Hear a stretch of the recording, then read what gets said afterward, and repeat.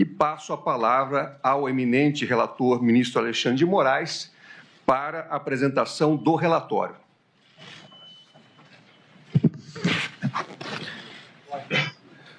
Bom dia, presidente. Cumprimento Vossa Excelência, ministro Cristiano Zanin. Cumprimento a ministra Carmen Lúcia, ministro Luiz Fux, ministro Flávio Dino, procurador-geral da República, professor Paulo Bonet. Cumprimento também os advogados presentes que hoje representam os réus, doutor Jair Alves Pereira, César Roberto Bittencourt, Paulo Renato Garcia Sintra Pinto, Demóstenes Lázaro Xavier Torres, Elmar Novak, Matheus Milanês, Celso Vilardi e Paulo Amador Cunha Bueno, Andreu Farias, José Luiz Mendes e Oliveira Lima. Presidente, antes de iniciar propriamente o relatório, acho importante esclarecer, nós chegamos hoje, o Brasil chega hoje, em 2025, quase 37 anos da Constituição de 1988 e 40 anos da redemocratização, com uma democracia forte, as instituições independentes, uma economia em crescimento e a sociedade civil atuante. Obviamente, isso não significa que foram 37 anos de tranquilidade política, econômica ou social, mas significa, presidente, que as balizas definidas pela Constituição Federal para nosso Estado democrático de direito se mostraram acertadas e impediram inúmeros retrocessos. Estado democrático de direito, estabilidade institucional, que é exatamente o momento em que vivemos, não significa necessariamente tranquilidade ou ausência de conflitos, mas sim respeito à Constituição, aplicação da lei, com absoluto respeito ao devido processo legal, à ampla defesa e ao contraditório. Esse julgamento que se inicia do denominado núcleo crucial pela Procuradoria-Geral da República é mais um desdobramento do legítimo exercício pelo Supremo Tribunal Federal de sua competência penal conferida pelo legislador constituinte em 1988, e em que pese, obviamente, a sua importância, segue exatamente o mesmo rito processual, o mesmo respeito ao devido processo legal que esse Supremo Tribunal Federal vem seguindo já nas 1.630 ações penais ajuizadas pela Procuradoria-Geral da República, referentes à tentativa de golpe de Estado do dia 8 de janeiro de 2023, nessas 1.630 ações penais, nas quais já ocorreram 683 condenações, 11 absolvições, 554 acordos de não persecução penal e ainda permanecem 382 ações em andamento. Um país, e consequentemente sua Suprema Corte, só tem a lamentar que, mais uma vez na história republicana brasileira, se tenha tentado,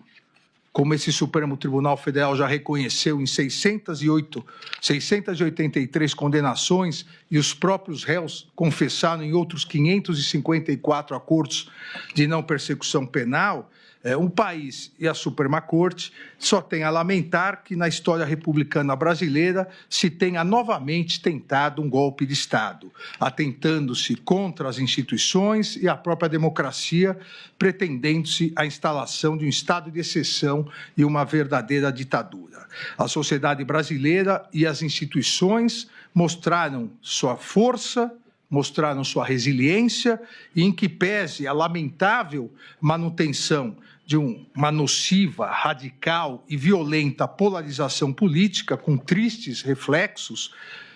todos nós, brasileiros e brasileiras, devemos afastar com todas as nossas forças e empenho a tentativa de qualquer quebra da institucionalidade. Mas, presidente, nesses momentos, a história nos ensina que a impunidade, a omissão e a covardia não são opções para a pacificação,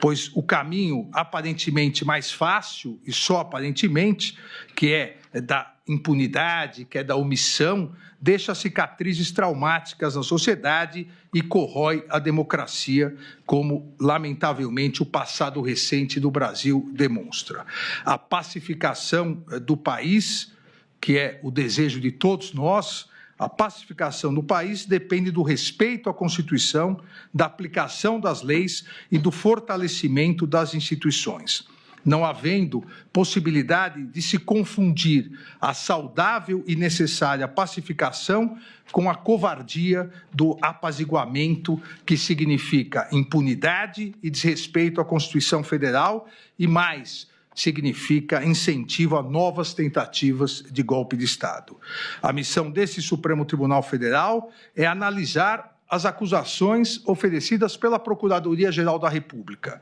a partir das provas produzidas, segundo o devido processo legal, a ampla defesa, o contraditório, como foi verificado na presente ação penal e será detalhado no relatório. Existindo provas acima de qualquer dúvida razoável, as ações penais serão julgadas procedentes e os réus condenados. Havendo prova da inocência ou mesmo qualquer dúvida razoável sobre a culpabilidade dos réus, os réus serão absolvidos. Assim se faz a justiça. Esse é o papel do Supremo Tribunal Federal, julgar com imparcialidade e aplicar a justiça a cada um dos casos concretos, independentemente de ameaças ou coações, ignorando pressões internas ou externas. Lamentavelmente, no curso dessa ação penal, se constatou a existência de condutas dolosas e conscientes de uma verdadeira organização criminosa que, de forma jamais vista anteriormente em nosso país, passou a agir de maneira covarde e traiçoeira com a finalidade de tentar coagir o Poder Judiciário, em especial esse Supremo Tribunal Federal, e submeter o funcionamento da Corte ao crivo de outro Estado estrangeiro. Essa coação, essa tentativa de obstrução, elas não afetarão a imparcialidade e a independência dos juízes desse Supremo Tribunal Federal, que darão, como estamos dando hoje, presidente, a normal sequência no devido processo legal, que é acompanhado por toda a sociedade e toda a imprensa brasileiras. Publicidade e transparência que não encontram paralelo em nenhuma corte do mundo. Nenhuma corte ou tribunal do mundo dá tanta publicidade e tanta transparência aos seus julgamentos como o Supremo Tribunal Federal. As instituições brasileiras são fortes e sólidas, e seus integrantes foram forjados no mais puro espírito democrático da Constituição de 1988. Coragem institucional e defesa à soberania nacional fazem parte do universo republicano dos membros dessa Suprema Corte, que não aceitará coações ou obstruções no exercício de sua missão constitucional, conferida soberanamente pelo povo brasileiro por meio de sua Assembleia Nacional Constituinte. A soberania nacional não pode, não deve e jamais será vilipendiada, negociada ou extorquida, pois é um dos fundamentos da República Federativa do Brasil, expressamente previsto no inciso 1º do artigo 1º da Constituição Federal. O Supremo Tribunal Federal sempre será absolutamente inflexível na defesa da soberania nacional e em seu compromisso com a democracia, os direitos fundamentais, o Estado de Direito, a independência do Poder Judiciário Nacional e os princípios constitucionais brasileiros. A independência judicial constitui um direito fundamental dos cidadãos, inclusive o direito a todos de uma tutela judicial efetiva e ao processo e julgamento por um tribunal independente e imparcial, pois não se consegue conceituar um verdadeiro Estado democrático de direito sem a existência de um poder judiciário autônomo para que exerça a sua função de guardião da Constituição e das leis. É um princípio inflexível da Constituição brasileira a independência do Poder Judiciário em defesa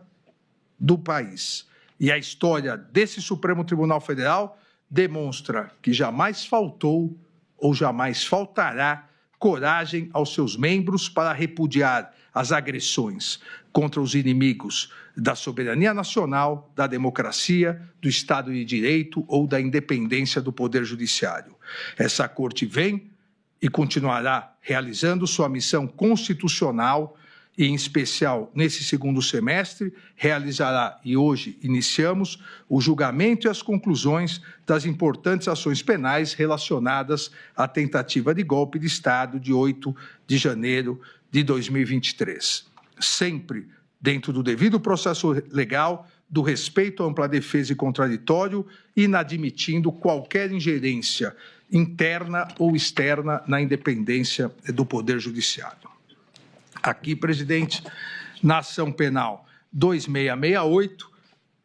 a ação penal instaurada a partir de denúncia oferecida pelo Procurador-Geral da República, integralmente recebida pela primeira turma do Supremo Tribunal Federal, em sessões realizadas nos dias 25 e 26 de março de 2025, em face de Alexandre Rodrigues Ramagem, Almir Garnier Santos, Anderson Gustavo Torres, Augusto Heleno Ribeiro Pereira, Mauro César Barbosa Cid, Paulo Sérgio Nogueira de Oliveira e Walter Souza Braga Neto,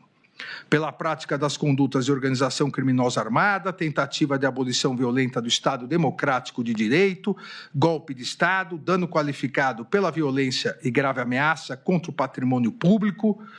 da União e com considerável prejuízo à vítima e deteriorização de patrimônio tombado, observadas as regras de concurso de pessoas e concurso material. E em relação a Jair Messias Bolsonaro, pelas mesmas infrações acima descritas e a imputação específica de liderar a organização criminosa. Essa denúncia foi por unanimidade recebida. Transcrevo no relatório, presidente,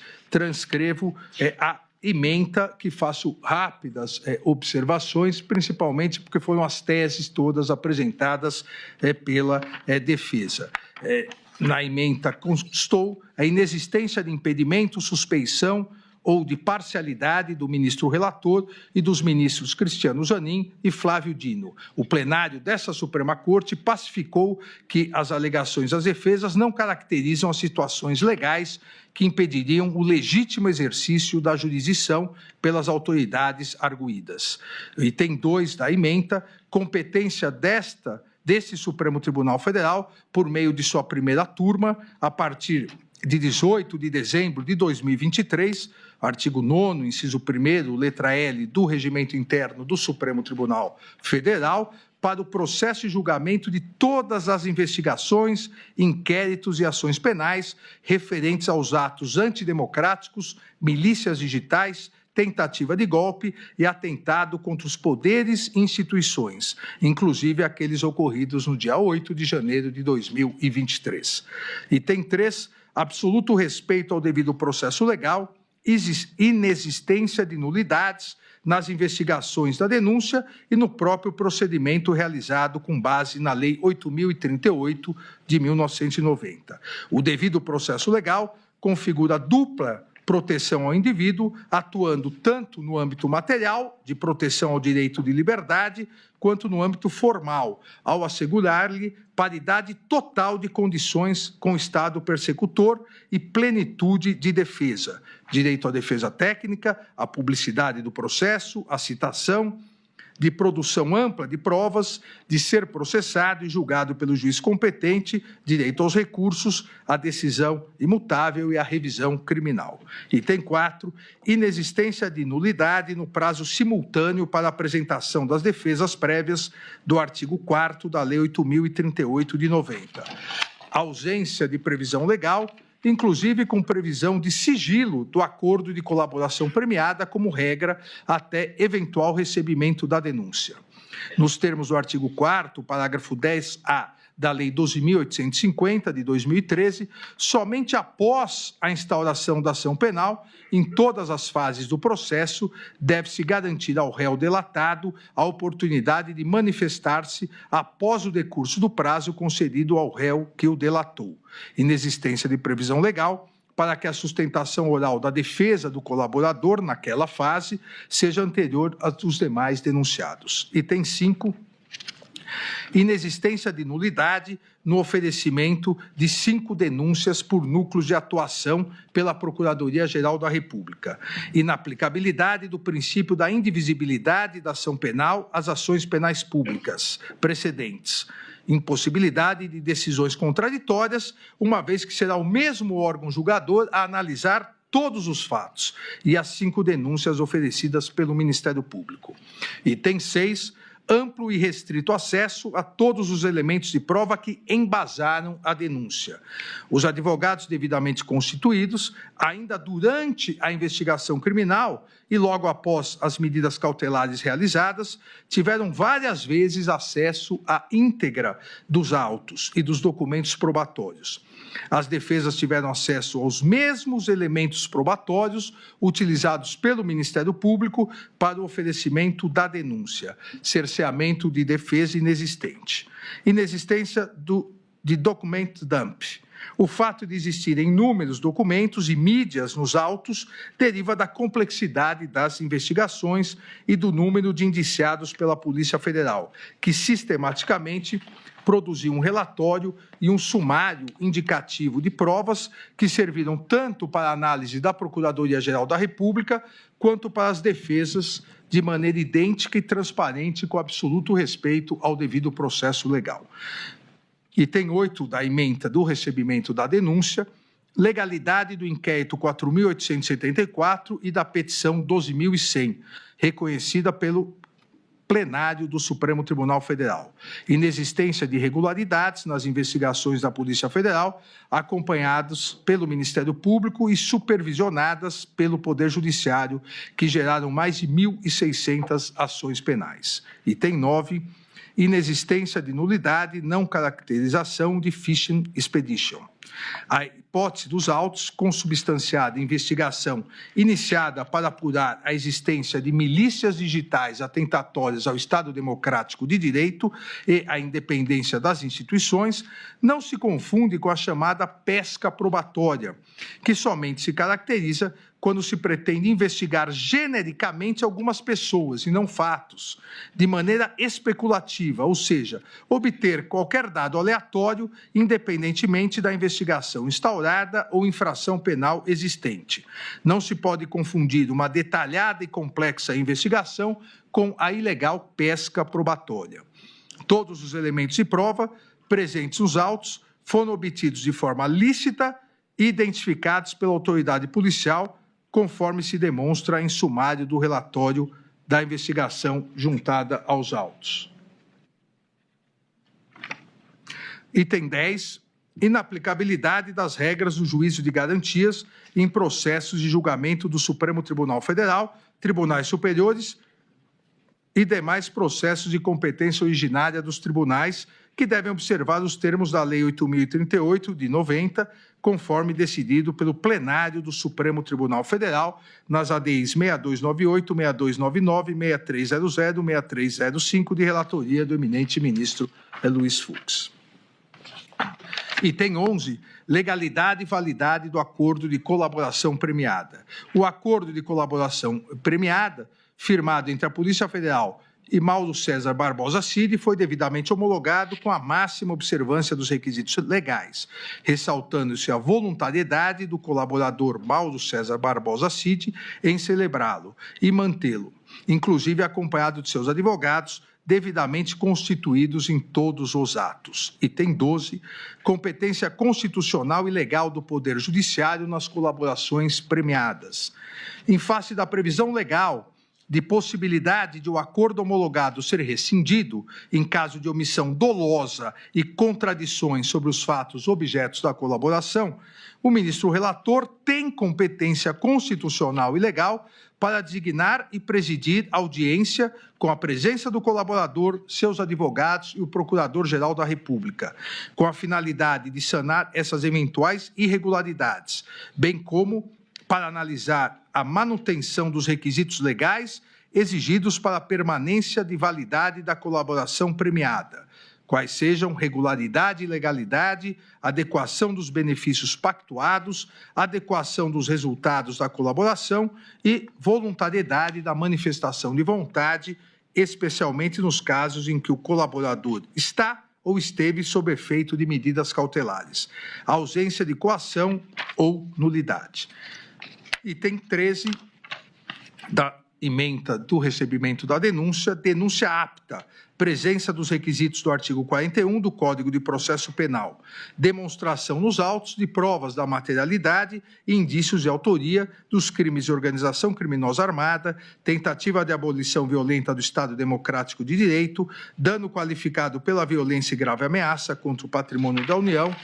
e considerável prejuízo para a vítima, deteriorização do patrimônio tombado, observadas as regras de concurso de pessoas e do concurso material. Inexistência de inépcia da denúncia, que expõe de forma compreensível e coerente os fatos e todos os requisitos exigidos, permitindo aos acusados a compreensão da imputação e, consequentemente, o pleno exercício de seu direito de defesa. Justa causa para ação penal. Item 14, justa causa para ação penal, provas de materialidade e indícios razoáveis e suficientes de autoria, produzidos de forma autônoma e independente da colaboração premiada pela Polícia Federal, além de outras provas corroborando as declarações do colaborador.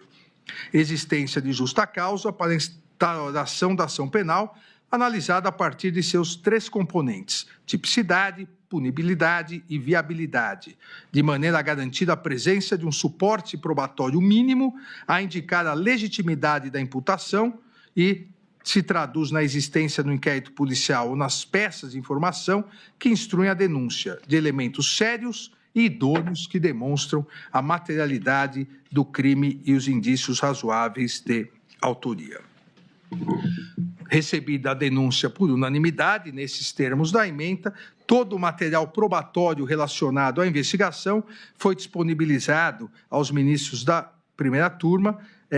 em 11 de março de 2025 em HD externo. Posteriormente, em 18 de 7 de 2025, novamente foi disponibilizado a totalidade, os ministros da primeira turma, a totalidade do acervo probatório, bem como as peças produzidas pela Procuradoria-Geral e pelas defesas por meio de link, de forma a facilitar a análise de toda a turma, como combinado com Vossa Excelência, Presidente.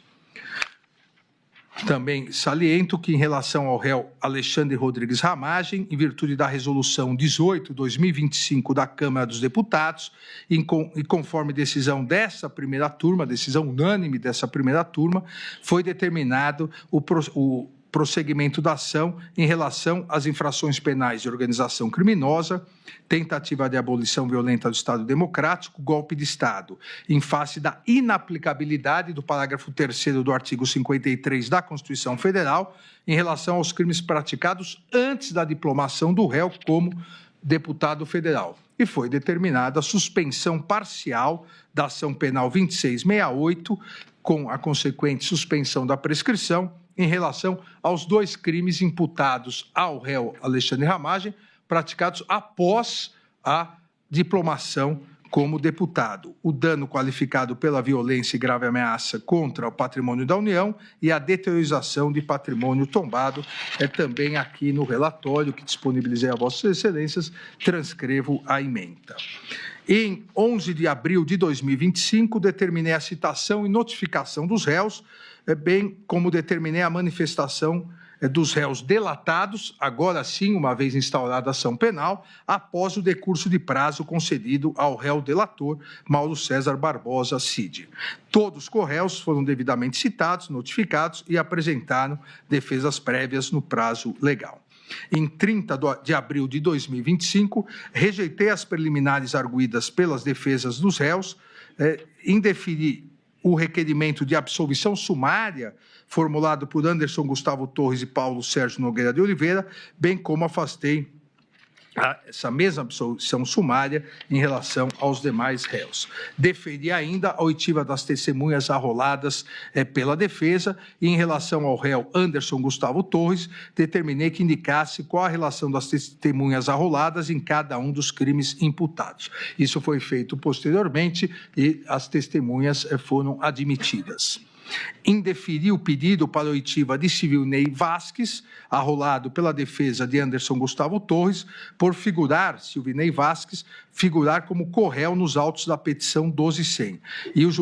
julguei prejudicado os requerimentos de Paulo Sérgio Nogueira de Oliveira e Walter Souza Braga Neto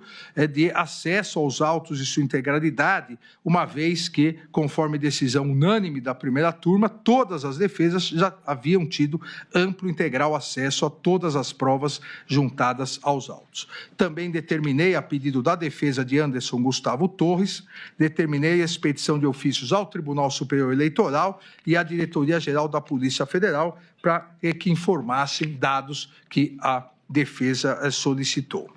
Também determinei à Polícia Federal que indicasse o melhor procedimento para que as partes tivessem acesso ao material apreendido durante as investigações e não utilizado pela Procuradoria-Geral da República para o oferecimento da denúncia. Esse foi um pedido das defesas para que, eventualmente, pudessem analisar provas não utilizadas na denúncia, mas que tivessem, eventualmente, alguma relação com os fatos tratados. A Polícia Federal foi intimada, foi oficiada para fornecer a melhor maneira de acesso. Em 7 de maio de 2025, após a manifestação da defesa de Anderson Gustavo Torres, deferi o requerimento, como disse, que encaminhasse os relatórios elaborados por peritos criminais no período eleitoral para que a defesa pudesse fazer uma perícia. Determinei ainda que as defesas dos réus, e todos eles fizeram, indicasse quais os advogados regularmente constituídos para que assinassem termo de confidencialidade, com menção expressa ao dever de sigilo, quanto aos dados e pudessem receber autorização e o endereço do link externo para verificação de todo o material apreendido pela Polícia Federal. Aqui, presidente, ministra Carmen, colegas, explico a necessidade da assinatura do termo de confidencialidade, porque nesse material apreendido, nesse volume de material apreendido, que não foi utilizado pela Procuradoria-Geral para o oferecimento da denúncia, havia inúmeras conversas, inúmeras gravações que não tinham nenhuma relação com os autos, inclusive questões pessoais de muitas pessoas, por isso a necessidade de assinatura do termo de confidencialidade. Também em 7 de 5 de 2025, designei datas para oitiva de testemunhas em audiência de instrução dessa ação penal com realização por videoconferência. As audiências foram realizadas por videoconferência sob a minha presidência e com a honrosa participação do eminente ministro Luiz Fux e, na verdade, no primeiro dia com a honrosa participação de todos os ministros dessa corte, acompanhado pelos advogados e, por parte da Procuradoria, pelo Procurador-Geral da República. Em sessões realizadas nos dias 19 de maio, 21 de maio, 22 de maio, 23 de maio, 26 de maio, 27, 28, 29 e 30 de maio e 2 de junho, foram das 82 testemunhas arroladas, foram ouvidas 52 testemunhas, sendo 5 de acusação, 47 testemunhas de defesa, 2 testemunhas, em relação a 2 testemunhas, a defesa juntou declarações abonatórias por escrito e eu homologuei os pedidos de desistências realizados pela acusação em relação a uma testemunha e pelas defesas em relação a 27 testemunhas. Então, no total, foram ouvidas, repito, 52 testemunhas, com mais 2 testemunhas que juntaram por escrito, 54 testemunhas, sendo 5 testemunhas de defesa e 5 testemunhas de acusação, 4 testemunhas de acusação e 50 testemunhas de defesa. No relatório também eu cito nominalmente cada testemunha e o dia que foram ouvidas. Todos os depoimentos foram gravados em áudio e vídeo e disponibilizados nos autos no dia 3/6/2025. Aqui também, por determinação do Código de Processo Penal, uma testemunha não pode ter o conhecimento, o contato com o que outra testemunha falou. Exatamente por isso, os áudios e vídeos de todas as testemunhas foram juntados após o término de suas oitivas. Em decisão de 26 de maio, a requerimento da Procuradoria-Geral da República, então, no meio da instrução processual penal, por pedido da Procuradoria-Geral da República, determinei a instauração de inquérito policial para apurar a conduta deletiva do deputado federal Eduardo Nantes Bolsonaro pelo crime de coação no curso do processo, obstrução na investigação da infração penal que envolva organização criminosa, em virtude de coações e tentativa de obstrução à justiça realizadas em relação a essa ação penal 2668. Também no curso desse pedido, em virtude da tentativa de coação e obstrução da ação penal 2668, a pedido da Procuradoria-Geral, também determinei uma série de medidas cautelares. Entre os dias 9 de junho de 2025, às 14 horas, e 10 de junho de 2025, às 19 horas e 4 minutos, na sala de sessão da primeira turma do Supremo Tribunal Federal, foram interrogados todos os corréus, iniciando-se com o colaborador Mauro Cid e, na sequência, em ordem alfabética, os demais réus. Na mesma audiência do dia 10 de junho de 2025, encerrados os interrogatórios dos réus, determinei a intimação das partes para eventuais requerimentos e diligências complementares nos termos do artigo 402 do Código de Processo Penal e do artigo 10 da Lei 8.038 de 90, que rege o procedimento nos tribunais superiores. Os réus formularam requerimentos e diligências complementares e a Procuradoria-Geral da República informou não possuir diligências a serem produzidas.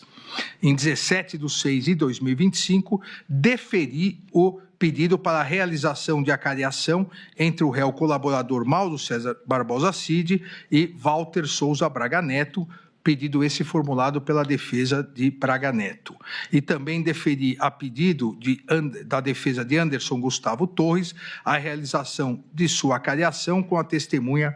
Marco Antônio Freire Gomes. Autorizei a juntada de documentos requerida pelo réu Paulo Sérgio Nogueira de Oliveira, bem como autorizei a juntada de exames periciais a serem providenciados pela defesa do réu Anderson Gustavo Torres. Ainda a pedido das defesas, determinei que o comandante da Marinha do Brasil informasse a data que foi expedida a diretiva relativa à Operação Formosa 2021 e que Google do Brasil informasse os dados do responsável pela inserção da minuta de decreto do golpe em domínio público. Todos os requerimentos e diligências que foram deferidos durante a instrução processual penal foram efetivamente realizados. Assim como todos os pedidos deferidos a pedido da Procuradoria-Geral da República com o oferecimento da denúncia, também todos os pedidos deferidos foram realizados. Em relação às defesas, da mesma maneira, em respeito ao devido processo legal e à ampla defesa, todas as diligências e requerimentos que foram deferidos durante a instrução processual foram efetivamente realizados. E faço aqui uma relação dos pedidos e das diligências solicitadas pelas defesas. Em decisão de 18 de junho de 2025, um novo incidente no curso da ação penal 2668, em decisão de 18 de 6 de 2025, considerada a alegada violação dos termos de colaboração premiada de Mauro César Barbosa Cid, determinei a instauração de inquérito em face de Luiz Eduardo de Almeida Santos Kuntz e Marcelo Costa Câmara para a apuração da suposta prática de crime de obstrução de investigação de infração penal que envolva organização criminosa, inquérito esse que tramita na Polícia Federal. Em 27 de junho de 2025, encerrada a instrução com a realização de todos os requerimentos e diligências que foram deferidos, aqueles que foram deferidos na fase do artigo 402 do Código de Processo Penal, determinei a intimação das partes para a apresentação das alegações finais. Sucessivamente, no prazo de 15 dias, Procuradoria-Geral da República, colaborador premiado e os réus. Na mesma data, todos os tribunais foram oficiados para encaminhar em 5 dias as certidões de antecedentes criminais dos réus para fins de informação do processo. Todas as certidões foram anexadas aos autos. Em 14 de 7 de 2025, a Procuradoria-Geral da República apresentou suas alegações finais, pleiteando a procedência integral da ação penal, salientando os principais pontos da acusação.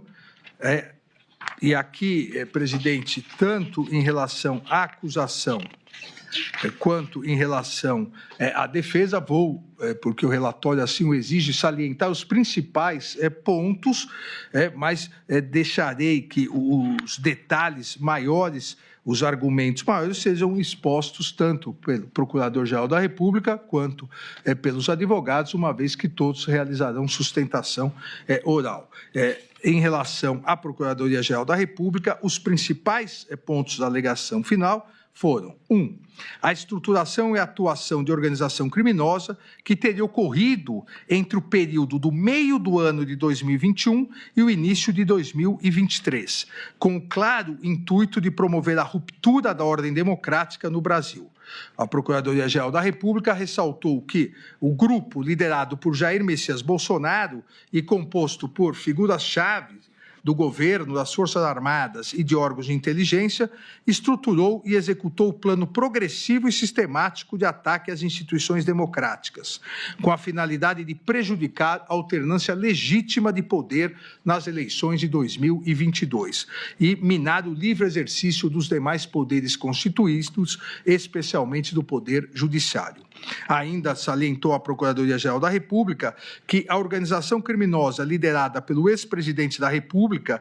em conjunto com integrantes do alto escalão de governo e de setores estratégicos das Forças Armadas, estruturou e mobilizou de forma sistemática gentes, recursos e competências do Estado brasileiro à revelia do interesse público, para propagar narrativas enganosas, assim como para provocar a instabilidade social e defender medidas autoritárias. A afronta, afirmou a Procuradoria-Geral da República, à legalidade constitucional teria por objetivo a permanência ilícita de Jair Messias Bolsonaro no comando do poder, com o intuito de enfraquecer as instâncias públicas em clara negação do princípio da alternância democrática, da soberania popular e do equilíbrio entre os poderes. A Procuradoria-Geral da República, em relação às preliminares suscitadas pelas defesas dos réus sobre incompetência para julgamento do feito, arguição de suspeição e impedimento, violação ao duplo grau de jurisdição e falta de acesso às provas dos autos, a Procuradoria-Geral da República ressaltou que todas essas alegações já haviam sido superadas pela primeira turma desse Supremo Tribunal Federal no momento do recebimento da denúncia. Especificamente, em relação à alegação de defesa de Anderson Gustavo Torres, suscitando a nulidade do depoimento dos comandantes das Forças Armadas, sobre o argumento que teriam sido impropriamente induzidos na fase investigativa, a Procuradoria-Geral da República refutou a alegação, destacando que não houve qualquer irregularidade. Também em relação a alegação do réu Jair Messias Bolsonaro de nulidade da citação, uma vez que ocorreu durante a sua internação hospitalar, a Procuradoria-Geral da República rebateu a alegação, salientando a presença do réu em todos os atos da instrução e acompanhado de seus advogados regularmente constituídos.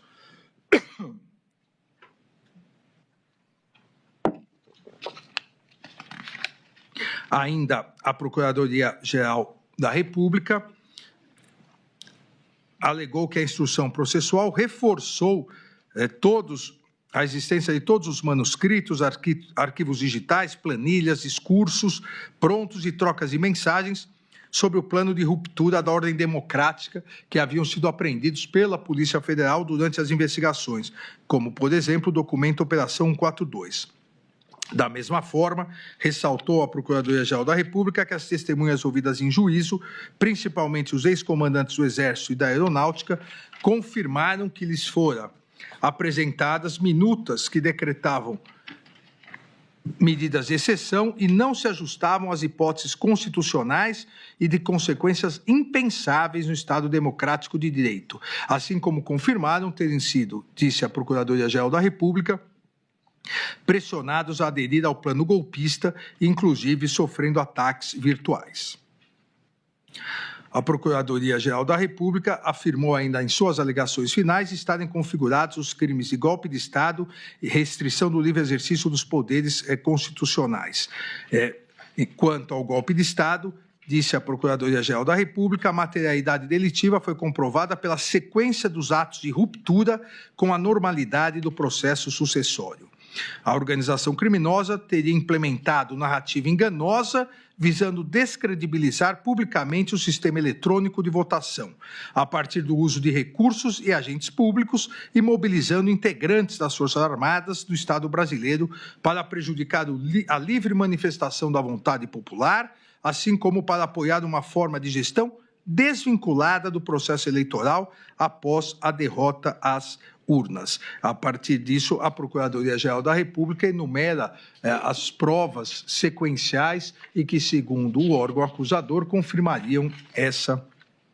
hipótese. Ainda a Procuradoria-Geral da República, em relação ao crime do artigo 359-L, passa a fazer uma cronologia a partir do dia 7 de setembro de 2021, de pronunciamentos na esplanada dos ministérios e na Avenida Paulista, inclusive salientando que o réu Jair Messias Bolsonaro incitou publicamente a animosidade contra o Poder Judiciário e seus integrantes. Ressalta ainda a Procuradoria-Geral da República que o protocolo da denominada representação eleitoral para a verificação extraordinária, questionando a integridade das urnas eletrônicas, com o intuito criminoso de intensificar a reação popular negativa em face da justiça eleitoral brasileira, consta nesses pronunciamentos. Afirmou ainda a existência de documentos sobre ações militares de monitoramento baseadas em plano de neutralização das autoridades públicas, a Operação Punhal Verde-Amarelo, o qual, afirma a Procuradoria-Geral da República, foi impresso nas dependências do Palácio do Planalto, visando restringir o exercício dos poderes constitucionais. Destacou ainda que o plano chegou ao seu ápice executório com a Operação Copa 2022 e que somente não foi concluída em virtude da não adesão do alto comando do Exército às minutas de exceção. Procuradoria-Geral da República cita a minuta do golpe, cita a participação do alto comando do Exército para impedir a concretização do golpe, descreve a execução do plano Punhal Verde-Amarelo, descreve as ações da denominada ABIN paralela para atingirem autoridades em exercício nos poderes constitucionais, e, paralelamente, para enfraquecer o sistema eletrônico de votação e facilitar a deposição do novo governo, como também etapas executórias do plano para obtenção do golpe de Estado. A Procuradoria-Geral da República, também em suas alegações finais, afasta a aplicação do princípio da consunção ou absorção para os crimes previstos no artigo 359-L e 359-M do Código Penal, atentar contra as instituições e tentativa de golpe de Estado, uma vez que, afirma a Procuradoria-Geral da República, uma vez que a ofensa simultânea aos bens jurídicos não afasta a ocorrência de dois crimes autônomos. Ressaltou que, apesar dos crimes estarem inseridos no mesmo capítulo do Código Penal e coincidam na função geral de tutela da ordem constitucional democrática, os objetos de proteção não se confundem, pois o artigo 359-L criminaliza a tentativa de abolir o próprio Estado democrático de direito mediante a restrição de exercício dos poderes constitucionais. Já o artigo 359-M criminaliza o ato de tentar depor o governo legitimamente constituído, mesmo que se mantenha, ao menos formalmente, a estrutura democrática. Também apresentou as provas que entende suficientes para as condenações pelos crimes de dano e deteriorização do patrimônio tombado, artigo 163, e o artigo 62 do Código, ambos do Código Penal, que foram um resultado final da empreitada delitiva ocorrida no dia 8 de janeiro de 2023, salientando que nos atos antidemocráticos realizados no dia 8 de janeiro de 2023, os apoiadores do líder da organização criminosa, Jair Messias Bolsonaro, munidos de artefatos de destruição, avançaram sobre a Praça dos Três Poderes em marcha organizada. Os apoiadores invadiram o Senado Federal, invadiram a Câmara dos Deputados, o Palácio do Planalto e o Supremo Tribunal Federal, e efetivamente depredaram o patrimônio público com a finalidade de instalar um regime de governo alternativo decorrente da deposição do governo legitimamente eleito, bem como da abolição violenta do Estado democrático de direito. Afirmou que a materialidade ficou demonstrada com as imagens de destruição que marcaram a história nacional, bem como com o fornecimento de documentos que dimensionaram os danos referentes aos eventos de 8 de janeiro de 2023, documentos esses enviados pelo Senado Federal, a Câmara dos Deputados e o Supremo Tribunal Federal. Em relação aos benefícios decorrentes do acordo de colaboração premiada, celebrado pelo réu Mauro César Barbosa Cid com a Polícia Federal, a Procuradoria-Geral da República afirmou que os benefícios devem ser aplicados com observância ao princípio da proporcionalidade, com a análise da efetiva contribuição do colaborador para o esclarecimento dos fatos e o grau de lealdade demonstrado ao longo do procedimento. Alegou, portanto, comportamento contraditório do réu colaborador em razão de omissões e resistência ao cumprimento integral das obrigações, sugerindo a redução da pena a ser fixada em patamar mínimo e, por sua vez, a redução de 1/3 da pena imposta pela prática criminosa como benefício premial em razão da sua colaboração, e sugerindo o afastamento da concessão do perdão judicial, da conversão automática da pena privativa de liberdade em restritiva de direitos e também o afastamento da redução máxima de 2/3. E encerrou solicitando, requerendo a condenação de todos os réus pelos crimes imputados. Em 29 de setembro de 2025, a defesa do réu colaborador, Mauro César Barbosa Cid, apresentou as alegações finais, ressaltando em síntese, porque aqui também, novamente, o eminente advogado do réu colaborador detalhará, assim como o procurador-geral,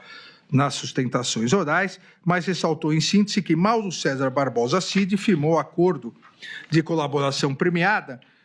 por livre e espontânea vontade, sempre com orientação e acompanhamento de seus defensores, em todos os atos processuais em que foi intimado. Que o acordo de colaboração premiada preencheu todos os requisitos de validade, eficácia e efetividade, e como tal foi homologado e ratificado pelo colaborador e por essa Suprema Corte. Ainda alegou a defesa de Mauro Cid que, em que pese a defesa técnica discordar da acusação, ou pelo menos da capitulação atribuída pela Procuradoria-Geral da República quanto aos fatos narrados e sua autoria, não é possível afirmar que Mauro César Barbosa Cid não falou tudo o que sabia, muito menos que ele tivesse mentido ou omitido o fato relevante que tinha a obrigação contratual de falar. Alega ainda que a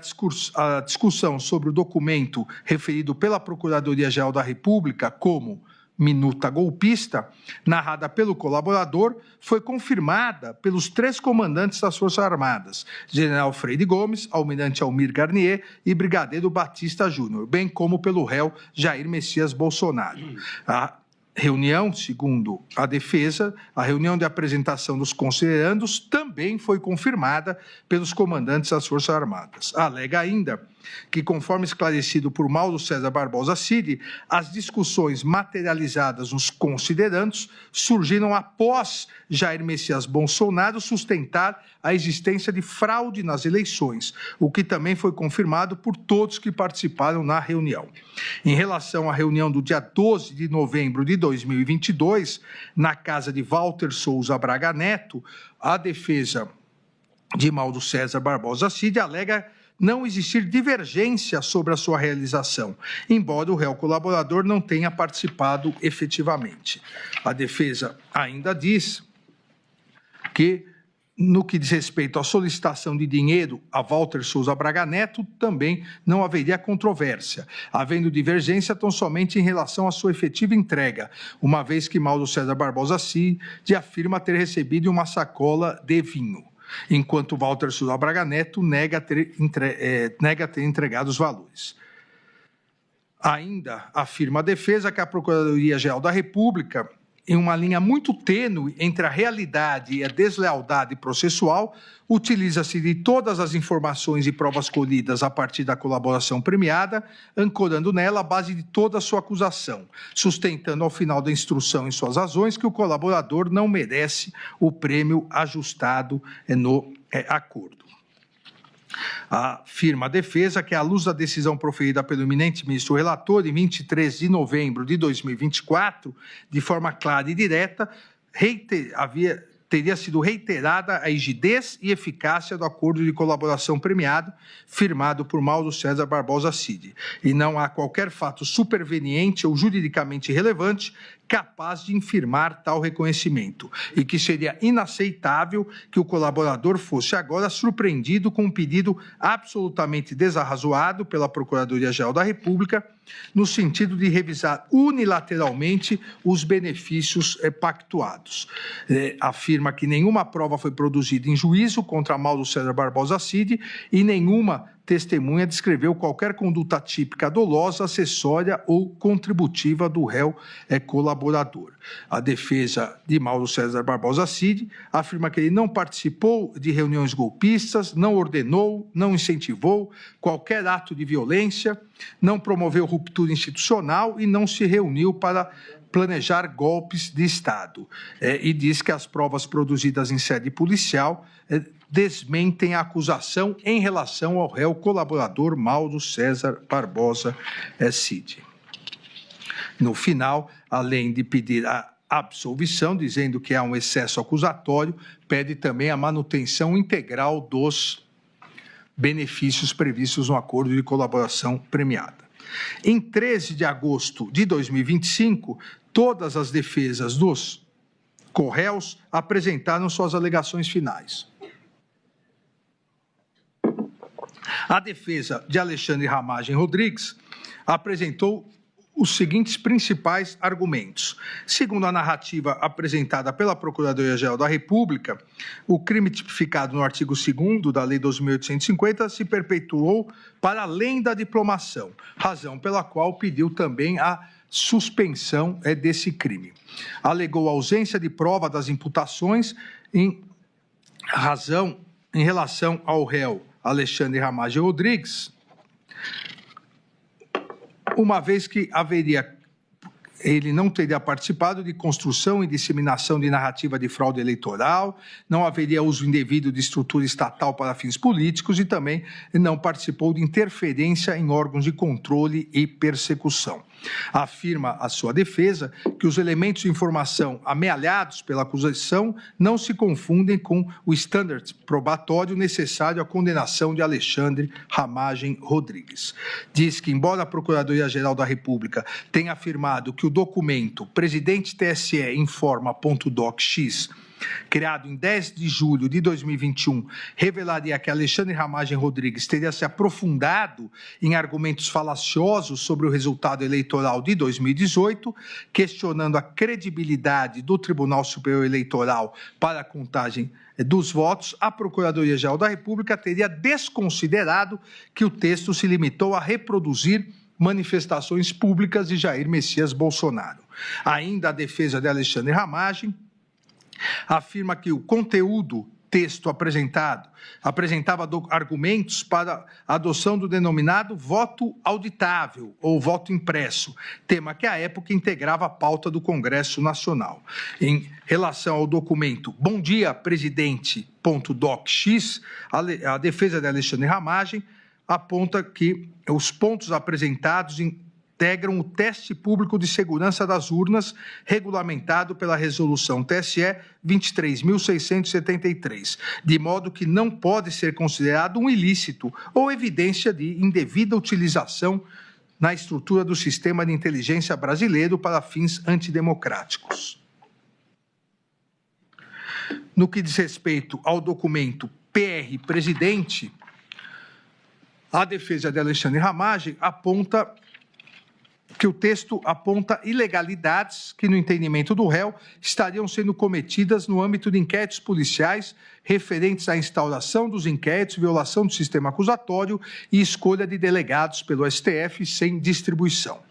O texto contém, também segundo a defesa, anotações pessoais e privadas e não possui qualquer relação com o eventual descumprimento infundado de ordens judiciais. Sobre ainda o texto Presidente.docx, a defesa de Alexandre Ramagem afirma que o seu conteúdo diz respeito a considerações que refletem manifestações públicas já emitidas por Jair Messias Bolsonaro, não sendo possível afirmar que o réu Alexandre Ramagem Rodrigues municiava o ex-presidente de argumentos para atacar autoridades públicas. Com base na prova testemunhal produzida nos autos, a defesa diz que é possível concluir que Alexandre Ramagem Rodrigues, de fato, utilizava uma sala no Palácio do Planalto, mas para atender várias pessoas, não apenas o presidente da República, e que não haveria prova nos autos para concluir que era um hábito frequente ou com um dia específico suas audiências com o presidente da República. Os documentos juntados aos autos pela defesa, segundo ela mesma, demonstram que Alexandre Ramagem Rodrigues envidou esforços para verificar a legalidade na utilização da ferramenta First Mile, sendo instaurados por determinação sua 2 procedimentos administrativos no âmbito da BIM com essa finalidade, um deles, aliás, na corregedoria do órgão. A ferramenta First Mile era utilizada, segundo a defesa, exclusivamente pelos oficiais de inteligência lotados no Departamento de Operações de Inteligência, à época chefiado por Paulo Maurício Fortunato Pinto, cuja recalcitrância em prestar informações sobre o uso da ferramenta levou à instauração de procedimento administrativo no âmbito da corregedoria da ABIN, por determinação do próprio Alexandre Ramagem Rodrigues, e posteriormente levou à sua exoneração. Ainda alega a defesa que a Procuradoria-Geral da República cometeu grave equívoco ao afirmar que teriam sido identificados logs de entrada de Alexandre Ramagem no sistema a partir de 15 de maio de 2019, antes mesmo de sua posse como diretor-geral, e apenas um mês após o início de uso da ferramenta. Pois as datas a que se refere a Procuradoria-Geral da República, segundo a defesa, não dizem respeito a logs de entrada no sistema, mas sim a entrada do réu nas dependências físicas da ABIN. Também alega não poderem ser utilizados nesses autos as conclusões da autoridade policial no relatório final da PET 11.108, tornadas públicas em 18/6/2025, pois não submetidas ao contraditório e à ampla defesa. Alega não haver indícios ou provas que ações ilícitas empreendidas por servidores da ABIN tenham decorrido de ordem proferida pelo réu Alexandre Ramagem. Que os monitoramentos atribuídos pela acusação ao réu se referem a um punhado de informações disponíveis na internet, atividades que foram apresentadas pela autoridade policial como atividade de inteligência. Ainda o réu Alexandre Ramagem, em sua defesa, alega que o relatório da PET 11.108 deixou de delimitar ou conceituar o que seriam atividades de inteligência, e boa parte dos monitoramentos mencionados no aludido relatório final não guardam relação de pertinência com o objeto dessa ação penal. Ainda diz que a anotação de Alexandre Ramagem sobre consultar a Advocacia Geral da União não é idêntica àquela imputada a Augusto Heleno, e não procede a acusação de que o réu propôs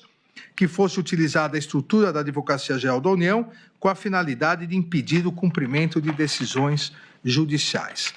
No que diz respeito à imputação da utilização da ABIN para investigar servidores da Receita Federal, Alexandre Ramagem Rodrigues, em reunião com as advogadas de Flávio Bolsonaro, foi contrário, diz a defesa, a essa utilização. Também afirma a defesa não ter ocorrido qualquer atuação do réu no sentido de postergar o deslinde de processo administrativo disciplinar. Em relação ao delito do artigo 2º da Lei 12.850, a denúncia omissa, diz a defesa, quando ao fato de Alexandre Ramagem Rodrigues já ter sido exonerado do cargo de diretor-geral da ABIN em 30/3/2022. Também em relação aos delitos do artigo 359-L e 359-M, diz a defesa que fere a lógica e a razoabilidade a tentativa de imputar ao réu qualquer responsabilidade por tão graves condutas que, segundo a Procuradoria-Geral da República, seriam de abolir as estruturas democráticas, impedindo o funcionamento de um poder, o legislativo, para o qual acabara de ser eleito, e pede a absolvição. A defesa de Almir Garnier Santos também apresentou os seguintes principais pontos de argumentação. Que as alegações finais da Procuradoria-Geral da República narram fatos estranhos à denúncia, notadamente o desfile da Marinha na Praça dos Três Poderes, interpretados como ato simbólico de apoio ao suposto intento golpista, e a ausência do réu na cerimônia de passagem de comando da Marinha, no qual Almir Garnier Santos supostamente teria atuado de forma a reforçar a suposta agenda golpista. Afirma a defesa que isso configura mutatio libelli. Também afirma que a colaboração premiada de Mauro César Barbosa Cid está viciada por responsabilidade do colaborador, de modo que deve ser decretada a invalidade das suas declarações. Continua afirmando não haver provas que permitam, com a certeza necessária, estabelecer uma condenação penal e uma conexão direta entre as condutas imputadas por Almir Garnier Santos e os atos de 8 de janeiro de 2023. A ausência de provas concretas que estabeleçam uma conexão direta entre as condutas deve levar à absolvição. Também afirma que a ausência de criação de risco proibido, pois os atos imputados se inscrevem no legítimo exercício da liberdade de expressão política. Continua a defesa de Almir Garnier Santos, dizendo que há quebra do nexo causal, uma vez que os fatos ocorreram em um contexto político legítimo de debate e a transição de poder desqualifica qualquer continuidade de plano golpista, devendo ser reconhecida a ausência de nexo causal entre os atos descritos na denúncia e os atos do dia 8 de janeiro de 2023, e, por consequência, deve ser declarada a atipicidade das condutas imputadas. Ainda a defesa de Almir Garnier Santos afirma que os fatos narrados na denúncia se limitam em relação a Almir Garnier Santos à participação do acusado em 2 reuniões, realizadas nos dias 7 de dezembro e 14 de dezembro de 2022, bem como a assinatura de uma nota publicada no dia 11 de novembro de 2022, que foi assinada pelos 3 comandantes das forças. Quanto à nota, a defesa diz que as informações colhidas na instrução processual foram claras ao revelar que a sua publicação não ocorreu a mando do então presidente da República, Jair Messias Bolsonaro, e que se tratava de ato destinado a apaziguar o país. As reuniões dos dias 7 e 14 de dezembro de 2022, afirma a defesa de Almir Garnier, foram conhecidas apenas após as investigações se iniciarem, razão pela qual não possuem qualquer relevância na cadeia causal imaginada pela Procuradoria-Geral da República, uma vez que não tinham capacidade de causar qualquer interferência, dada a sua natureza privada. Ainda a defesa diz que, quanto às mensagens endereçadas por Walter Souza Braga Neto, nas quais determina um interlocutor que elogia Almir Garnier Santos, não há nos autos qualquer prova que evidencie a materialização dessa ordem, como publicações ou vídeos com a intenção de influenciar quem quer que seja. Diz ainda a defesa que até mesmo o desfile de tanques realizado no dia 10 de agosto de 2021, bem como a troca de comando, realizada no dia 5 de janeiro de 2023, não possuem relevância na cadeia causal que integra os acusados dos atos de 8 de janeiro de 2023, seja como elemento determinante dessa relação, seja como fato capaz de incrementar um risco anteriormente criado. E continua a defesa afirmando que as provas produzidas sobre a reunião do dia 7 de dezembro demonstram apenas que Almir Garnier e o general Freire Gomes foram convocados pelo presidente da República por meio do ministro da Defesa para comparecerem ao Palácio do Planalto, ocasião que lhe foram apresentados considerandos. Foi informado, contudo, que, diz a defesa, que o assunto estava em estudo e, ao final, a reunião foi encerrada sem qualquer manifestação ou posicionamento. Ainda afirma que, no confronto entre os depoimentos de Batista Júnior e Freire Gomes, deve prevalecer o depoimento deste último, uma vez que é corroborado por 2 evidências relevantes, a nota divulgada pela Marinha e o depoimento do almirante Olsen, ambos negando qualquer mobilização de tropas. Por outro lado, o depoimento de Batista Júnior, que é o único a afirmar que as tropas foram colocadas à disposição, não conta, segundo a defesa, com qualquer outra prova que o sustente. Ainda continua a afirmar que a acusação não se desincumbiu do dever de especificar concretamente a participação de Almir Garnier Santos na reunião e em sua adesão ao plano golpista e, consequentemente, pede a absolvição por todas as imputações. A defesa de Anderson Gustavo Torres também apresentou esses principais argumentos. O Supremo Tribunal Federal é incompetente para processar e julgar o presente caso. Ainda que se reconheça a competência da Suprema Corte, a defesa diz que a atribuição é do plenário e não da primeira turma. Ainda afirma ter ocorrido cerceamento de defesa em razão da omissão da apuração da indexação da minuta do golpe no Google, uma vez que o Google Brasil respondeu não poder identificar o responsável pela inserção por não hospedar o conteúdo, limitando-se a indexar páginas de terceiros, e que a defesa requereu esclarecimentos técnicos complementares indeferidos pelo ministro relator por sua suposta impertinência. Ainda alega cerceamento de defesa em razão do indeferimento da realização de diligência junto à Meta, WhatsApp, relacionadas à obtenção de registros de chamadas de voz e vídeos realizadas via WhatsApp por Fábio Augusto Vieira e Robson Cândido da Silva em 8 de janeiro de 2023 e de metadados de mensagens e arquivos eventualmente trocados pelo mesmo aplicativo. A defesa de Anderson Torres continua em suas alegações, dizendo que a Procuradoria-Geral da República não expôs o fato criminoso com todas as suas circunstâncias, deixando de atender o comando do artigo 41 do Código de Processo Penal. Segundo a defesa, a peça acusatória imputa a Anderson Torres 4 condutas distintas. A live, realizada em 29/7, de 2021, reunião ocorrida na data do 5/7 de 2022, uso indevido da máquina estatal, especialmente da Polícia Rodoviária Federal, para beneficiar Jair Messias Bolsonaro entre o primeiro turno e o segundo das eleições de 2022 e suposta omissão imprópria enquanto exerceu o cargo de secretário de Segurança Pública do Distrito Federal, em janeiro de 2023. Diz a defesa que, em relação à live de 29/7 de 2021, o réu foi convocado a participar pelo presidente e sua fala foi aproximadamente de 4 minutos, em que somente leu, seguindo a orientação de sua assessoria. Sobre a reunião ministerial do 5 de julho de 2022, a defesa diz que o réu, em fala de aproximadamente 5 minutos, limitou-se a sugerir que os demais ministros tornassem públicas as ações e políticas conduzidas por suas pastas. No que diz respeito à imputação de instrumentalização da Polícia Rodoviária Federal para comprometer a lisura do segundo turno das eleições presidenciais de 2022,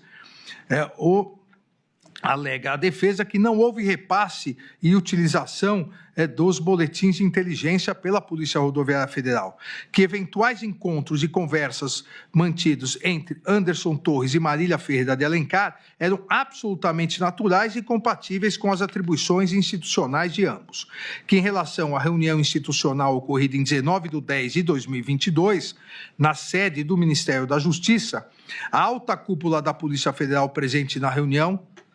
composta pelo diretor-geral, Márcio Nunes, pelo diretor de combate ao crime organizado, Caio Pelim, e pelo diretor de inteligência, Alessandro Moretti, que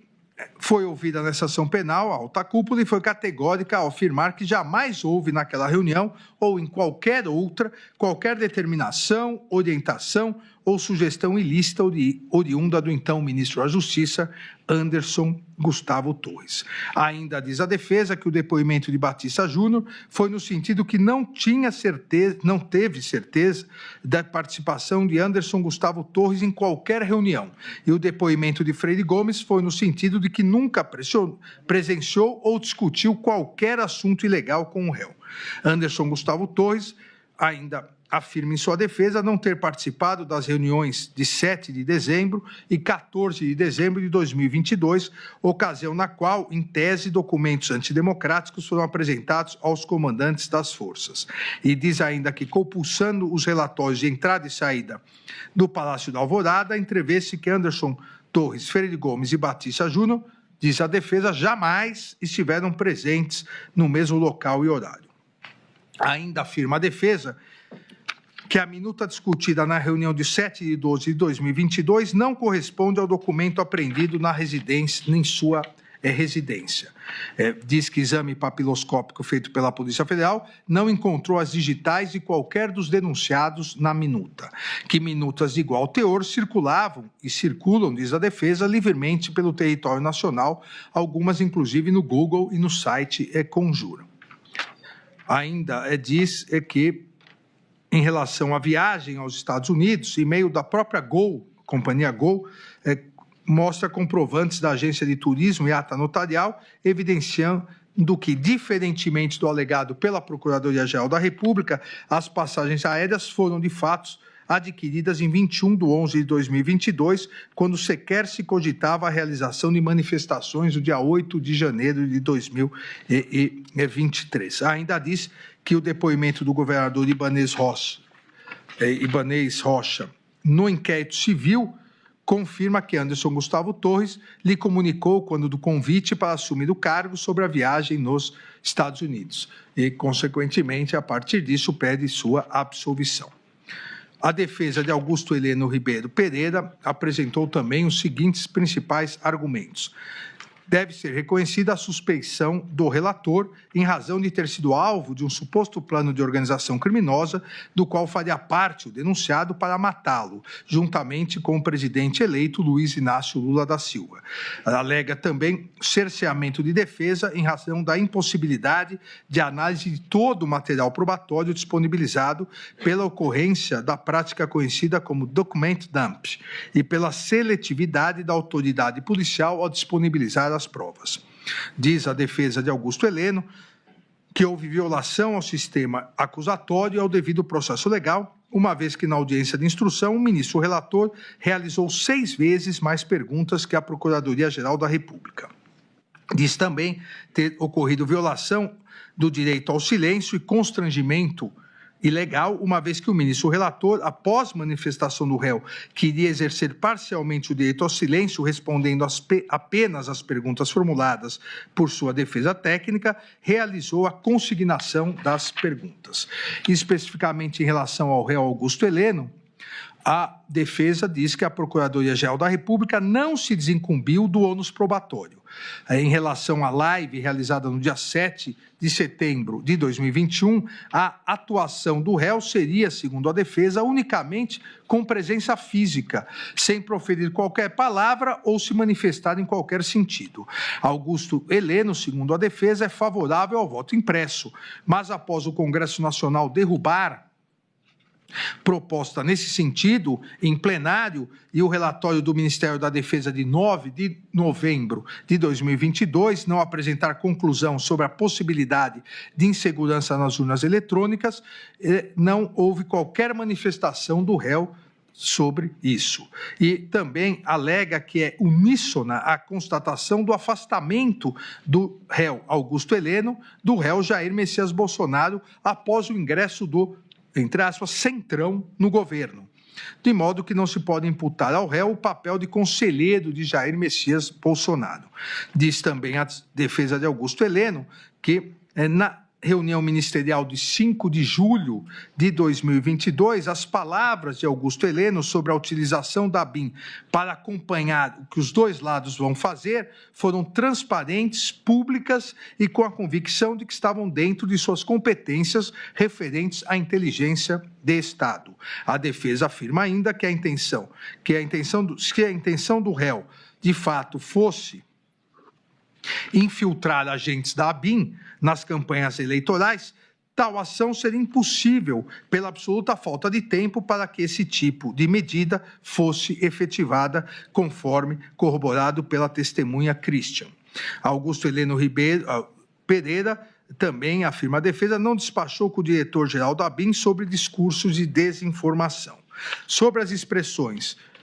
entre aspas, o que tiver que ser feito tem que ser feito antes das eleições. Se tiver que dar um soco na mesa, é antes das eleições. Se tiver que virar a mesa, é antes das eleições, ditas por Augusto Heleno, na reunião ministerial de 5 de julho de 2022, a defesa disse que o réu não se referiu a qualquer medida antidemocrática. Em relação à agenda apreendida, trata-se, diz a defesa, na verdade, de uma caderneta para anotações pessoais, com cronologia incerta, contendo assuntos que não eram compartilhados com ninguém.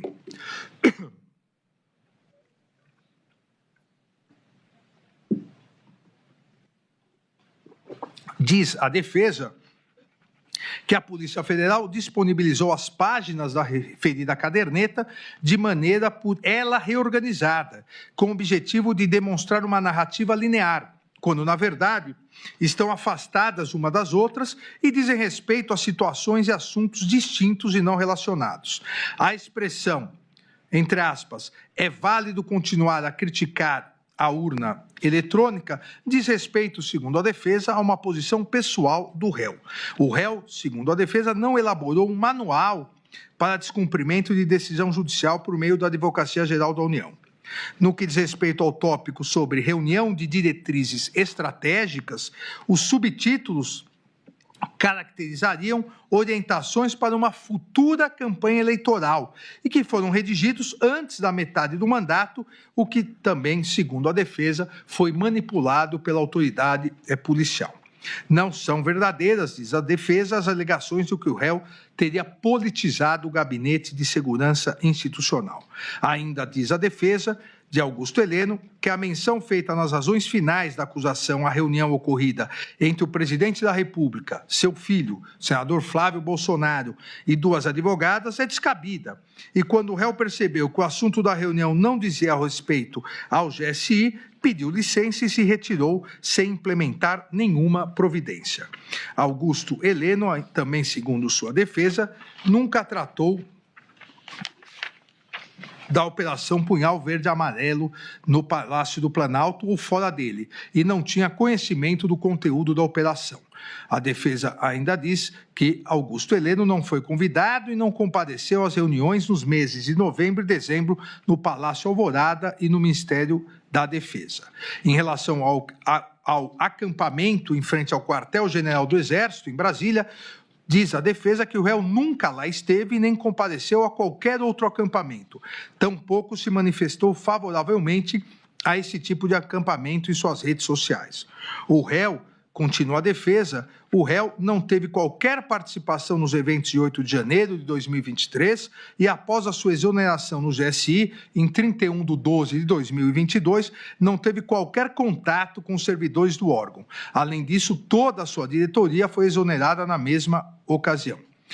A frase, entre aspas, ladrão não sobe a rampa, diz a defesa, não evidencia que o réu tenha atuado no sentido de impedir a transição democrática de poder. Não há qualquer prova de que o réu tenha participado da ABIN paralela, havendo indicação, por outro lado, de que teria sido, inclusive, monitorado, diz a sua defesa. O réu jamais tratou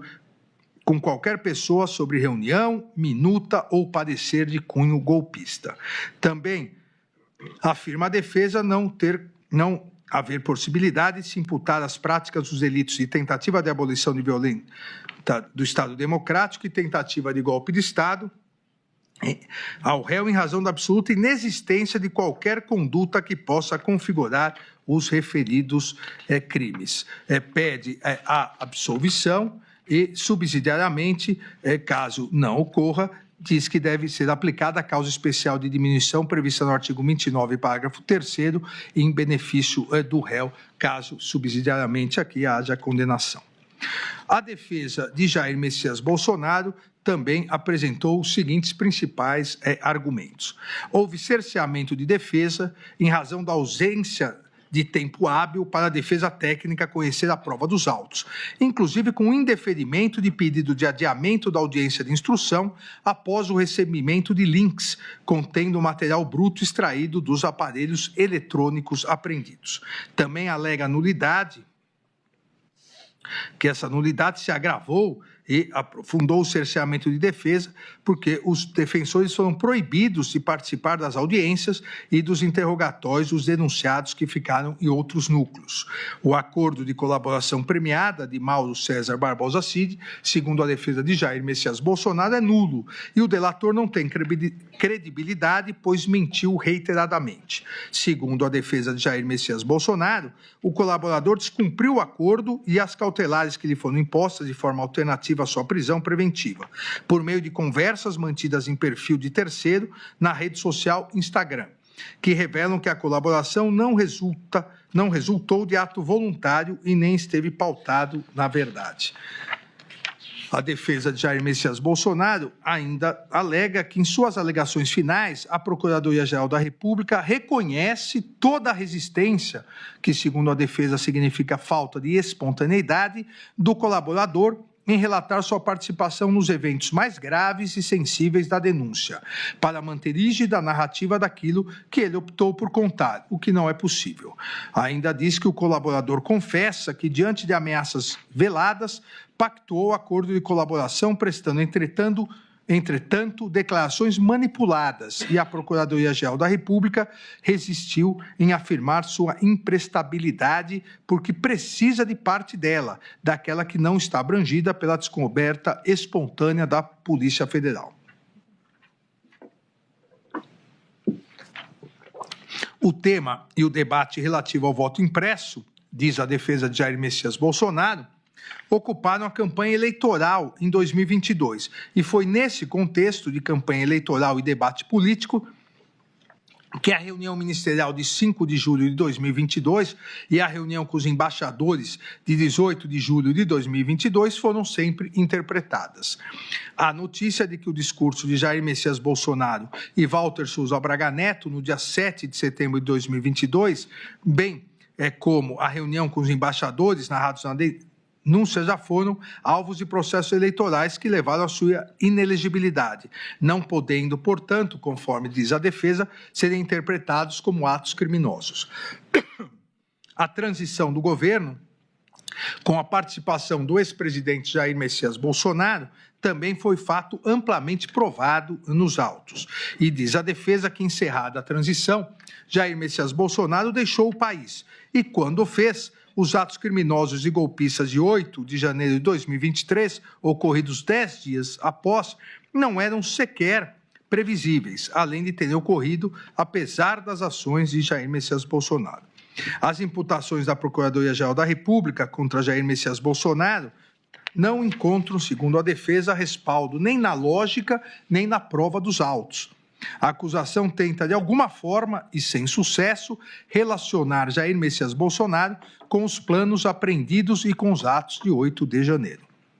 Diz a defesa que a denúncia indica que Jair Messias Bolsonaro teria estudado, enxugado e apresentado aos militares minutas de decreto prevendo prisões de autoridades e as declarações de estado de sítio ou de estado de defesa e decretação de operação de garantia da lei e da ordem. Mas diz a defesa que os referidos documentos não foram trazidos aos autos. O documento de minuta de golpe, às vezes chamados de discurso pela Procuradoria-Geral da República, segundo a defesa, jamais foi apresentado a Jair Messias Bolsonaro, que dele só teve ciência por ocasião de sua apreensão pela Polícia Federal. Sobre a reunião do dia 7/12 de 2022, ninguém viu um texto prevendo a prisão de diversos ministros do Supremo Tribunal Federal, dentre outras autoridades. A afirmação, segundo a defesa, que existe exclusivamente no depoimento do delator Mauro César Barbosa Cid. Não existe nos autos também, afirma a defesa de Jair Messias Bolsonaro, a suposta minuta de decreto com um texto enxugado, prevendo apenas a prisão do relator. E também não existe, em lugar nenhum dos autos, nem mesmo em depoimentos, o documento que a acusação diz ter sido apresentado pelo réu Paulo Sérgio Nogueira de Oliveira aos 3 comandantes das Forças Armadas no dia 14 de dezembro de 2022. A defesa de Jair Messias Bolsonaro continua afirmando no sentido de que não ficou comprovada a existência de qualquer pedido por parte de Jair Messias Bolsonaro para a movimentação das tropas e que não há descrição de participação de Jair Messias Bolsonaro e nenhum outro fato, e muito menos com os planos Punhal Verde Amarelo, Operação Luneta e Copa 2022. A acusação traria apenas a presunção de que o plano Punhal Verde Amarelo teria sido elaborado para Jair Messias Bolsonaro no Palácio do Alvorada, quando foi registrada a entrada do general Mário Fernandes no prédio, sem ter produzido qualquer prova de que houve entrega de qualquer documento ou encontro com o então presidente da República. Ainda diz a defesa que a Procuradoria-Geral da República imputa ao réu, como se atos criminosos fossem, os seus discursos eleitorais e suas manifestações com críticas ao sistema eletrônico de votação. Continua afirmando que, excluída a punibilidade dos atos preparatórios, não há dúvidas que as condutas imputadas pela Procuradoria-Geral da República, consubstanciadas em lives com críticas ao sistema eletrônico de votação, reuniões ministeriais e com embaixadores e outras reuniões, tratam-se, na pior das hipóteses, de atos preparatórios não tipificados. Ainda diz a defesa não existir qualquer correspondência dos comportamentos imputados a Jair Messias Bolsonaro com a violência ou grave ameaça exigidas pelos tipos penais previstos nos artigos 359-L, 359-M do Código Penal. E diz que, mesmo se adotada a versão da denúncia, não se pode afirmar que a reunião ocorrida no dia 7 de dezembro de 2022 tenha sido um ato executório dos crimes de abolição violenta do Estado Democrático de Direito e de golpe de Estado, pois isso pressupõe um governo constituído, circunstância inexistente em 7/12 de 2022. Ainda diz não se poder alegar que a tentativa estaria caracterizada, dado que,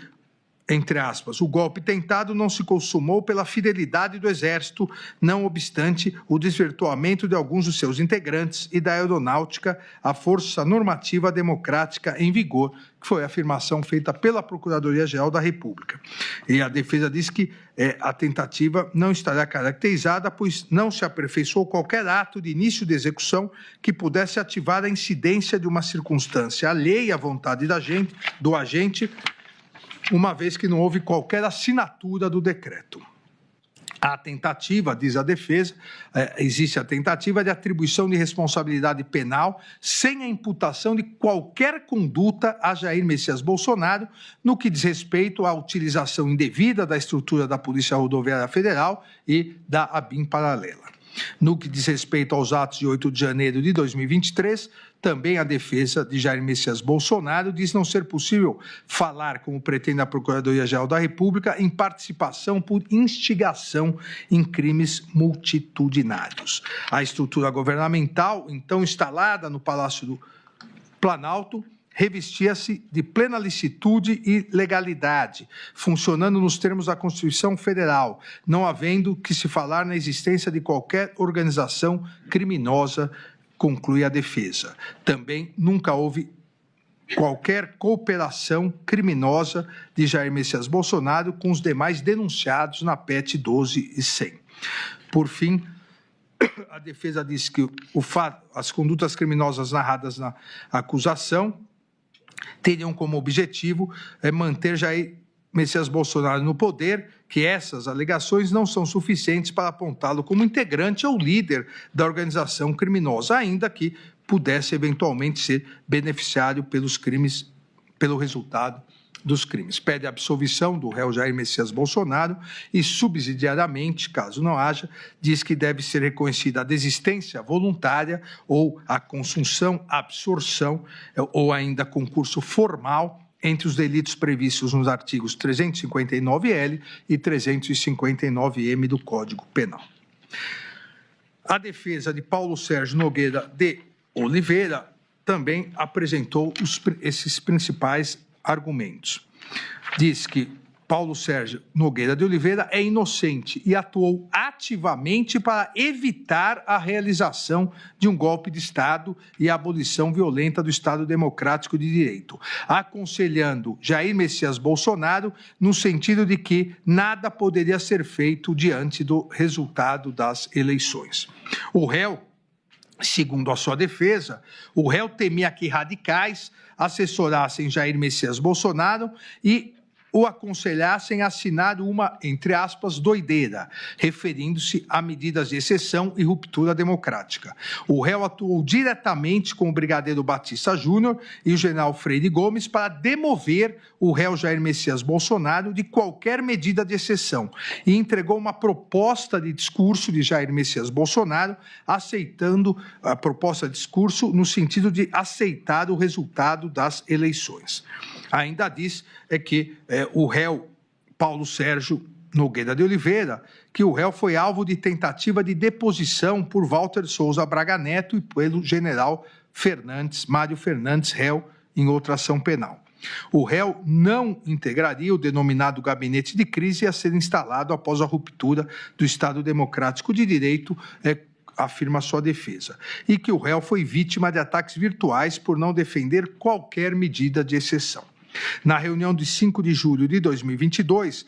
Paulo Sérgio Nogueira de Oliveira não manifestou endosso à narrativa de fraude eleitoral. Também sua defesa diz que em momento algum instigou a ideia de intervenção das Forças Armadas no processo eleitoral e afirma a defesa ser uma falácia afirmar que o relatório das Forças Armadas sobre o sistema eletrônico de votação estava pronto antes do segundo turno e foi postergado por questões políticas. As etapas 7 e 8 do plano de trabalho estavam, segundo a defesa, previstas para ocorrer a partir do dia seguinte ao segundo turno e até 60 dias após o pleito. Também afirma a defesa não proceder a afirmação de que o Ministério da Defesa, após ser intimado a prestar informações no prazo de 48 horas, não respondeu ao pedido de informações do Tribunal Superior Eleitoral. A nota do Ministério da Defesa, segundo a defesa de Paulo Sérgio Nogueira de Oliveira, não aponta suspeita de fraude eleitoral e no mesmo período em que a nota do dia 10/11/2022 foi publicada, Paulo Sérgio Nogueira de Oliveira, segundo a sua defesa, estaria atuando para demover Jair Messias Bolsonaro de qualquer medida de exceção. A reunião de 14/12 de 2022, realizada com os comandantes das Forças Armadas, segundo a defesa de Paulo Sérgio Nogueira de Oliveira, não teve o intuito de pressionar os comandantes a aderir a qualquer medida antidemocrática. A denúncia, diz a defesa, é inepta, não havendo descrição adequada dos fatos criminosos imputados ao réu. Ainda alega que o Supremo Tribunal Federal é incompetente para processar e julgar o caso e que, em caso de ser competente, é o plenário e não a primeira turma. Alega violação ao duplo grau de jurisdição, alega também estar caracterizado excesso de acusação, que as condutas imputadas ao réu são atípicas, pois se o crime de golpe de Estado tivesse sido consumado com ataques ao processo eleitoral, manipulação indevida das forças de segurança, não houve, segundo a defesa, a prática de violência ou grave ameaça. Ainda a defesa do réu Paulo Sérgio diz que as condutas imputadas ao réu são atípicas, pois todos os atos realizados antes do dia 1º de janeiro, tais como lives, reuniões, não teriam sido realizados com o objetivo de depor governo constituído, o que afasta a configuração do crime de golpe de Estado previsto no artigo 359-M do Código Penal. Ainda afirma que, segundo a denúncia, sem o Exército e a Força Aérea, era impossível se consumar um golpe de Estado. Logo, a manifestação no dia 8 de janeiro de 2023 foi um meio inidôneo para atingir esse resultado. Consequentemente, o delito de golpe de Estado do dia 8 de janeiro seria um crime impossível, diz a defesa, por absoluta ineficácia do meio. Ainda em relação ao crime do artigo 359-L do Código Penal, a defesa de Paulo Sérgio Nogueira de Oliveira diz que a sua consumação exige que os poderes constitucionais tenham sido efetivamente impedidos ou restringidos. Consequentemente, diz que não existe um conjunto probatório para, além da dúvida razoável, apta a ensejar uma condenação de Paulo Sérgio Nogueira de Oliveira e pede a absolvição do réu. Por fim, a defesa de Walter Souza Braga Neto apresentou os seguintes argumentos. A ação penal é nula, pois está baseada em investigações realizadas na PET 12.100, que se originou das investigações conduzidas no inquérito 4.874, inquérito das milícias digitais, o qual, a seu turno, tem como objeto a investigação de fatos já arquivados no inquérito 4828, o que demonstra a violação do artigo 28 do Código de Processo Penal. Diz ainda ser o Supremo Tribunal Federal incompetente para processar e julgar o caso, e caso fosse competente, a competência seria do plenário e não desta primeira turma. A defesa de Walter Souza Braga Neto ainda diz que, embora o plenário do Supremo Tribunal Federal tenha decidido pelo não reconhecimento da suspeição do relator, a instrução criminal demonstrou que não houve imparcialidade e equidistância das partes da ação penal. Ainda afirma que, em relação à alegação da suspeição, houve demonstração de postura inquisitorial na oitiva das testemunhas, que os recursos da defesa em face de decisões monocráticas não foram submetidos à análise colegiada, enquanto a marcha processual evoluía de maneira muito célere, esvaziando os pedidos recursais. Ainda diz que a cadeação entre Walter Souza Braga Neto e Mauro César Barbosa Cid não foi gravada pela Secretaria Judiciária e sequer foi permitida sua gravação pela defesa, e que houve decretação de medidas cautelares e prisão domiciliar de ofício, o que caracteriza a atuação indevida por serem iniciativas típicas do órgão acusatório. Ainda a defesa de Walter Souza Braga Neto diz que a colaboração premiada de Mauro César Barbosa Cid é nula em razão da falta de voluntariedade, que o processo também é nulo em razão da prática de document dump, que o processo também é nulo em razão do indeferimento de participação nos interrogatórios dos demais réus das outras ações penais, que são ilícitos e imprestáveis os prints de conversas de WhatsApp entre Walter Souza Braga Neto e Ailton Barros.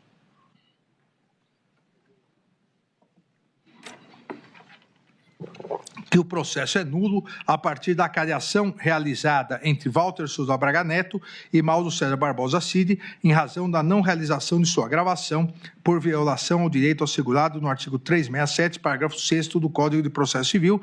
e do artigo 3º do Código de Processo Penal. Alega ainda a defesa de Walter Souza Braga Neto a ausência de provas das imputações derivadas do acordo de colaboração premiada de Mauro César Barbosa Cid. A ausência de provas do intuito golpista da reunião realizada na residência de Walter Souza Braga Neto em 12/11/2022. A ausência de prova da entrega de dinheiro para financiamento de atos golpistas e a ausência de provas de coordenação de ataques virtuais. Além disso, a defesa de Walter Souza Braga Neto diz que não existem provas de suposta participação na organização criminosa ou nos atos golpistas de 8 de janeiro de 2023. A defesa de Walter Souza Braga Neto alega atipicidade nos crimes contra o Estado Democrático de Direito em razão da impossibilidade de condenação por atos meramente preparatórios e ausência das elementares do tipo violência e grave ameaça. Alega ainda a existência de vedação do bis in idem, ou seja, da duplicação, pela dupla imputação de abolição violenta do Estado Democrático de Direito, artigo 359-L, e do golpe de Estado, artigo 359-M, ambos do Código Penal. E conclui dizendo existir impossibilidade de condenação autônoma em relação aos crimes de dano qualificado e deteriorização do patrimônio público, pois constituem crimes meio para a suposta prática dos crimes de abolição violenta do Estado Democrático de Direito, concluindo a defesa pelo pedido de absolvição do réu. Em 14 de agosto de 2025, considerando o regular encerramento da instrução processual, o cumprimento de todas as diligências complementares deferidas, bem como a apresentação de alegações finais pela Procuradoria-Geral da República e por todos os réus, solicitei ao excelentíssimo presidente da primeira turma, ministro Cristiano Zanin, a pauta para julgamento presencial da ação penal. Em 15 de agosto de 2025, o eminente presidente, ministro Cristiano Zanin, agendou o julgamento presencial da apresentação penal para o dia de hoje, dia 3 de setembro, dia 9 de setembro, dia 10 de setembro, dia 12 de setembro. É o relatório, presidente.